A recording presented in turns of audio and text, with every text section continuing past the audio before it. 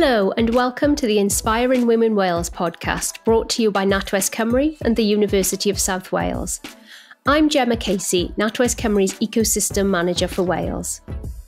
If women in the UK matched men in starting and scaling businesses, £250 billion could be added to the economy. That startling figure was first revealed in the Rose Review of Female Entrepreneurship in 2019. Despite all the challenges we've faced since then, we are making progress. Last year, nearly 4,500 all-female founded firms were created in Wales, and more than 140,000 across the UK as a whole. But we also know that women are still met with more hurdles when starting and scaling businesses. With this podcast, we're bringing you the stories of brilliant female founders of Welsh businesses who've faced the challenges of business life head-on. We aim to bring you stories you can relate to, stories to inspire you and give you the confidence to move forward with your business dreams. With me for this episode is Claire Copeman, co-founder of Denbighshire-based Adventure Tours UK. Hi, Claire. Hi, Gemma. Thanks for having me today. Oh, thank you so much for joining me. Claire, so your website describes your business as offering carefully crafted bundles of exhilarating adventures. It sounds brilliant. Tell me a little bit more about the business. Thanks, Gemma. So Adventure Tours UK is exactly that. It's sustainable adventure holidays across Wales and all across wild spaces around the UK.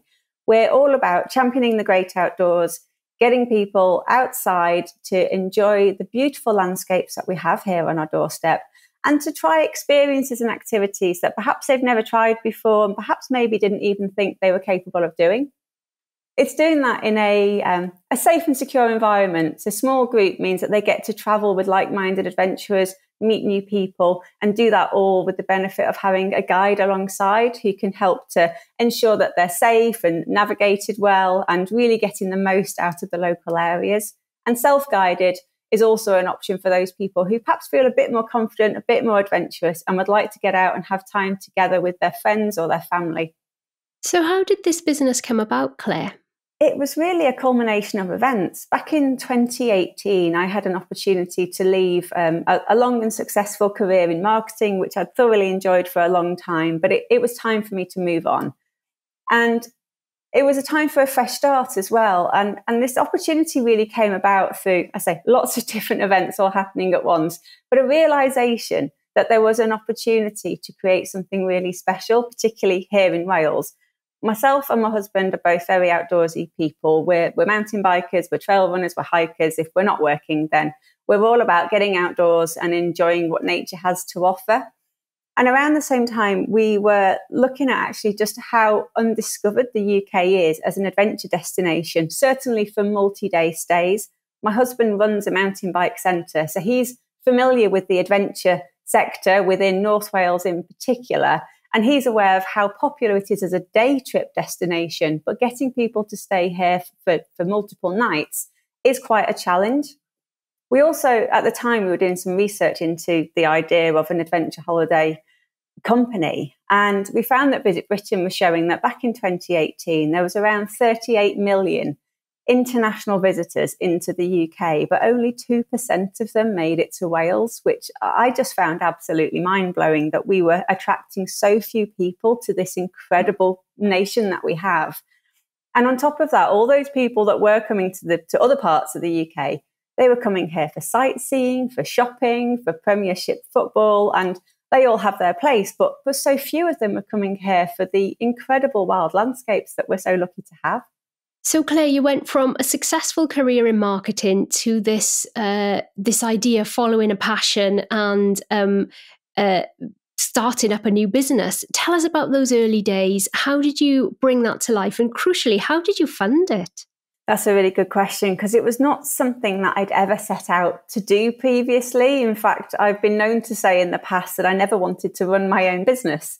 But I think after almost 20 years of working for other people and, really giving 110% all the time, it just felt that, actually I could do all of that and achieve something for myself. I could head in my own direction.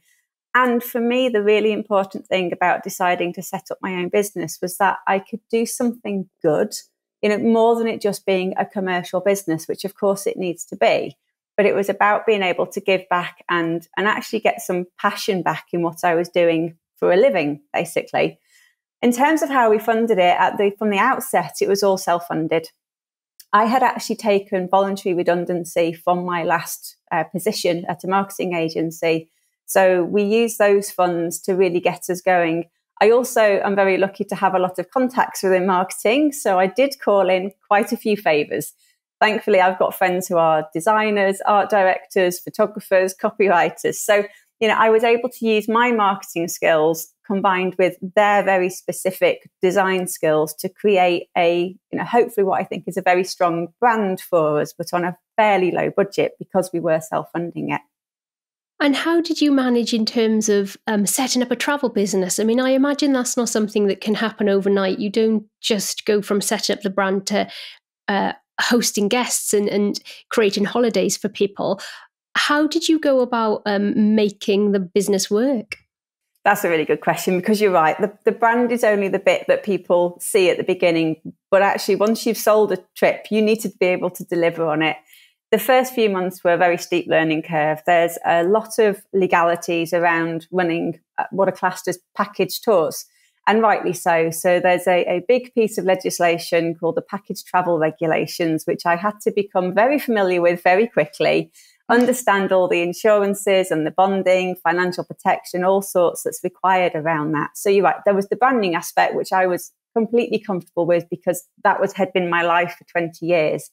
And then there was this whole legal aspect. And obviously, anyone setting up a new business has to learn how to register a business, how to look at shareholdings, how to get yourself insured just to be a business, and then the insurance for our specific sector. So there was a lot of research involved. We were very lucky to have a lot of support actually from somebody who basically acted as our mentor for the first 12 months or so, who happened to have a background in travel. So that was really helpful. The actual products, the tours themselves, really came from our innate knowledge of the area. So we started with North Wales. It's where we're based. We know the area inside out. As I say, we are hikers and mountain bikers and trail runners. So we started with what we knew. We've got a huge network of friends around here who deliver all of those things as part of their business. So we started by working out from the mountain bike centre that my husband owns. We can do mountain bike trips. We can package that with people that we know who run small boutique hotels. They would recommend guides to us, or we know people that run powerboat companies who are mountain leaders. And so it all started from our very personal network, really, that was in this area that we love for ourselves, and really turning it into a business. Obviously, we're a few years down the line now, and that kind of word of mouth and friendship network only gets you so far. But once you get the ball rolling, we still very much work on a referral basis. So every guide we work with has been referred by another guide. Every accommodation we work with has been referred by another accommodation or somebody. So everything is very carefully vetted, but it all comes about through referrals and recommendations. That's a really interesting point, that thing about community and networks. So you've touched there upon how vital that was to get you started in the first place, but how much is important now. And you also mentioned your mentor, who I know has played such a big role in your journey. That's something that we hear time and time again at NatWest, is the power of the community and power of networks. And I know you're part of the NatWest Accelerator program, aren't you, Claire? And, yes. And that brings its own brilliant community and network as well, as do the programs that University of South Wales run. How big a role do you think that needs to play in a business as it's starting off and growing? Is that something that you would recommend that everybody listening to this tries to find, is their own tribe, if you like? I think so, yes, actually. When we first started out, I think we would have been in a very different position if we hadn't had our mentor from the start. To go to him with questions that at times seemed silly. Even at the very beginning, we went to him with the business idea before we'd even registered anything, to say, David, what do you think of this? Is this a mad idea, or should we go for it? And, it was him saying, I think this is brilliant. No one else is doing this in the UK. You should absolutely go for it. That in itself gave us the confidence to keep pushing through, because it is a difficult journey. it's really rewarding, but it is challenging. And at times it can be a little bit isolating. So to have someone to constantly go to and just check in and make sure things are making sense, you're making the right decisions, you haven't missed something obvious, I think that's really helpful. And you mentioned the NatWest Accelerator, which has been a fantastic source of support, to be honest, over the last couple of years, particularly because when I joined, the first cohort was right at the start of the first lockdown. And that was a very isolating time as an entrepreneur, but also as somebody that had walked away from a very secure 20-year stable career. And suddenly I found myself, a year and a half later into setting up a new business, I found myself in an industry that had basically been ruled illegal. Travel was no more. And it was a very challenging time. But having that network around me, particularly through the NatWest Accelerator, was such a source of strength throughout, because I think sometimes, especially when we're all working remotely from home, it can feel very isolating and you can feel quite trapped and a bit powerless. Just talking to others and knowing that it's not only you, everybody is going through something similar. It might be, I think somebody once said to me in respect of COVID, someone said, we're all in the same boat. And they said, no, we're not in the same boat. We're all in the same storm. We're just in different boats. And I thought that was a brilliant way of summarizing it. We were all going through something, but it was affecting everybody differently. And we all needed our own way to navigate it. But just by talking to other people in other boats, it helps you get some perspective and keep going. And yeah, I've met so many wonderful people through there. New partner suppliers that we work with, just other people who are at a similar stage in their business growth that it's been great to talk with and understand how they're approaching recruitment and challenges like that. So I think it's a really essential part of setting up your own business. Don't try and do it all on your own. Get a really good group around you. Absolutely, yeah. And sticking with that theme of getting people around you, I know that you've gone for investment and secured investment fairly recently. Now, many people might find the thought of angel investors a little bit scary. It sort of brings up connotations of some of the shows we might see on TV, doesn't it?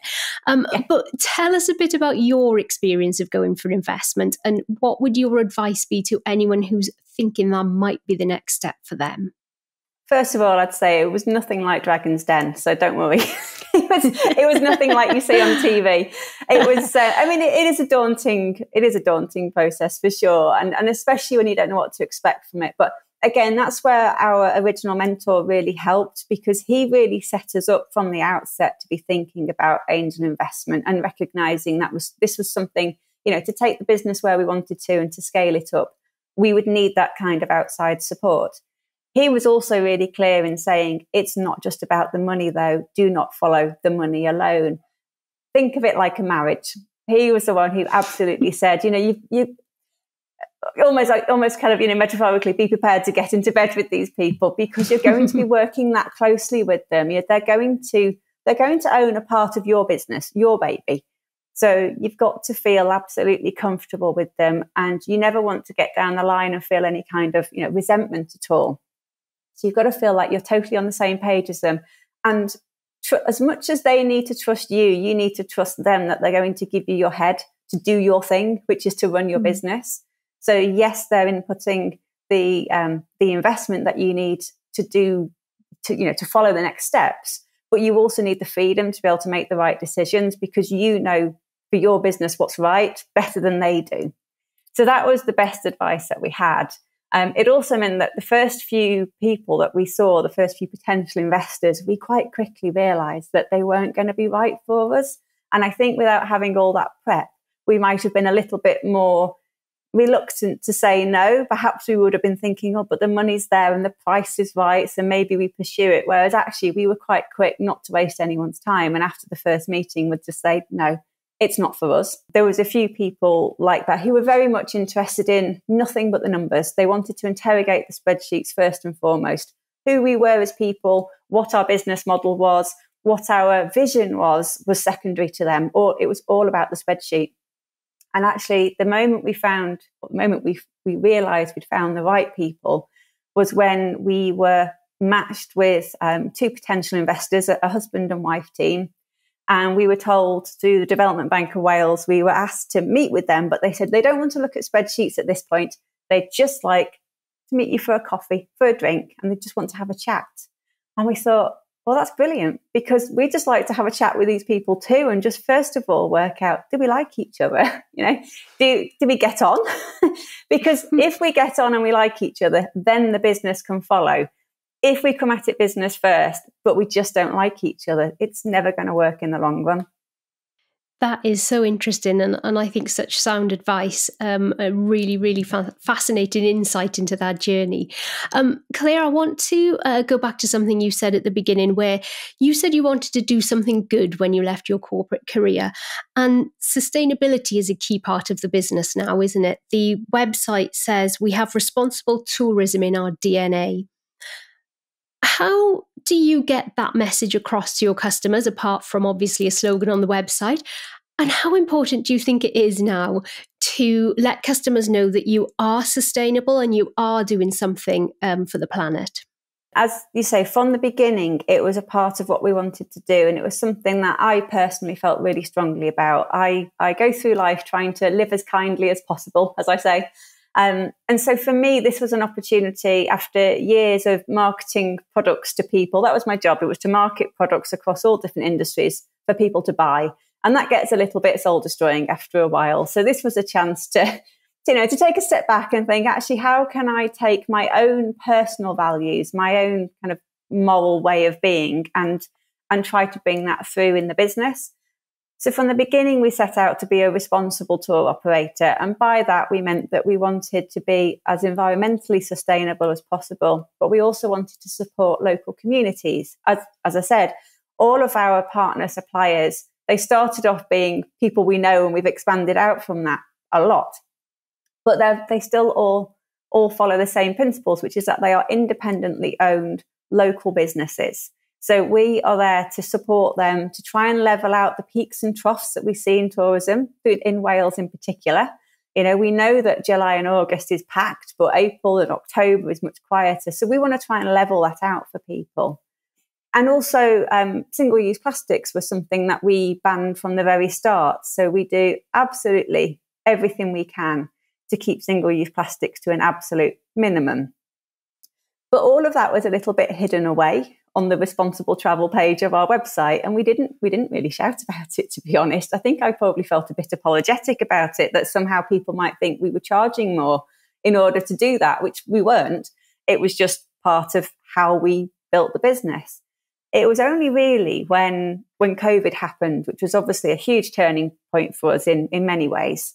And we took a little step back to think about, we need to pivot our business away from international, focus on domestic, but also at the same time, if you remember back then, there was all this thing news coming out of the media about how people were suddenly noticing nature again for the first time. We had the goats coming down the mountains into Llandudno, for example, and all around the world, nature was coming back, wasn't it? And people were noticing it. Mm-hmm. And then people started to talk about air quality because there was no planes in the sky or cars on the roads. And I thought, it's not just me. Actually, other people really do care about this as well. And then as time's gone on, of course, we had COP26 back in November. And it's just become, obvious that sustainability isn't an afterthought, and it's certainly not something for us to be ashamed of or hide. It is something that really set us apart, and we needed to start bringing that to the fore. So the first step we really made in doing that, because I'm forever worried about being accused of greenwashing. So my big thing was, we need data. We need data to back this up. Before we start shouting about it confidently, how do we have the stats there to demonstrate that we are doing the right things? So we worked with a small company called eCollective, who have basically helped us to carbon label all of our tours. So what that means is, together we have collectively measured the carbon footprint of every single trip, and we've apportioned it out so that we can look at the average carbon footprint per guest on each trip. And we clearly label that on our website. So that's one of the ways in which we now communicate it to people, is to actually show them what their impact on the environment is when they travel with us. Now, that was a bit of a scary project, but actually when we got the first set of results back, we realized just how low impact we are, even lower than we expected. Our our average carbon footprint per trip per person is about 16 kilos per day. Compare that to the UK average person of 22 to 28 kilos per day. And you suddenly realise, as eCollective said, if everybody lived on one of our holidays, we'd go a long way to fixing the climate crisis. So that's a nice thought, isn't it? It's I like really that lovely. idea. Yeah. Exactly. I've never been bold enough to put it into advertising, but I know that's true. But that gave us the confidence to actually start really shouting about what we do. And then the other thing that we did is, still 16 kilos of carbon a day is still 16 kilos of carbon. So whilst we're working to continue reducing that even further, we teamed up with the Clwydian Range and Dee Valley AONB, which is the AONB within which I'm lucky enough to live. And working with them, we now have a hectare of land in Mulvamai Country Park, which is designated for rewilding. And back in November of last year, we planted our first 185 trees on there to begin a whole new native woodland. So as this is in an area of outstanding natural beauty. Yeah. It is, yes. Yeah. Oh, amazing. Yeah. And so part of our commitment is that we plant one tree for every guest that travels with us. And that one tree, we know because of the data, more than offsets the carbon of them travelling with us. So it's a really nice thing that we can do to give back to the local area, but also has a big impact on biodiversity and climate change. Fantastic. So really interesting, I think, how consumer behaviour did change in the last 2 years. And you're a shining light of a business adapting to that and pulling through what you were already doing and what was already at your heart, I think, and putting it slap bang at the front of the business is fantastic. And you've recently started your route to B Corp accreditation, I think? We have, yes. It's something we've been thinking and talking about for quite a while now. And a couple of months ago, we finally decided to start on the journey. So it's not a quick journey, and nor should it be. There's a lot to go through. So we've been through the initial impact assessment. So we've got, basically, you have to complete quite a lengthy impact assessment if you want to go down the B Corp route.